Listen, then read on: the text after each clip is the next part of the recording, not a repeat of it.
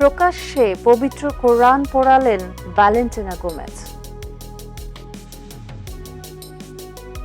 কোরআন পুড়িয়ে সেই ভিডিও নিজেই সামাজিক মাধ্যমে ছড়িয়ে দিয়েছেন এই নারী নেত্রী।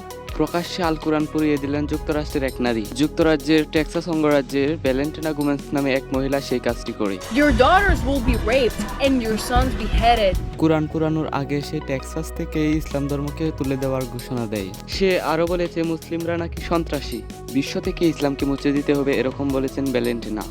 America is a Christian nation, so those terrorist Muslims can to any of the 57 Muslim nations. সে এক ভিডিওতে বলেছে আমেরিকা নাকি খ্রিস্টান দেশ, সে দেশে মুসলিমরা থাকতে পারবে না। টেক্সাসের নাগরিকদের উদ্দেশ্যে সে বলেন, যদি ইসলামকে চিরতরে মুছে দেওয়া না হয় তাহলে তোমাদের মেয়েদেরকে দর্শন করা হবে। সে এটাও বলেছেন ইসরায়েলের সৃষ্টিকর্তা নাকি সত্যিকারের সৃষ্টিকর্তা। যেই আমেরিকা নিয়ে বাংলাদেশের অনেক সাধারণ মানুষ লাফালাফি করে, সেই আমেরিকাই চাই আমাদের ইসলাম ধর্মকে মুছে দিতে।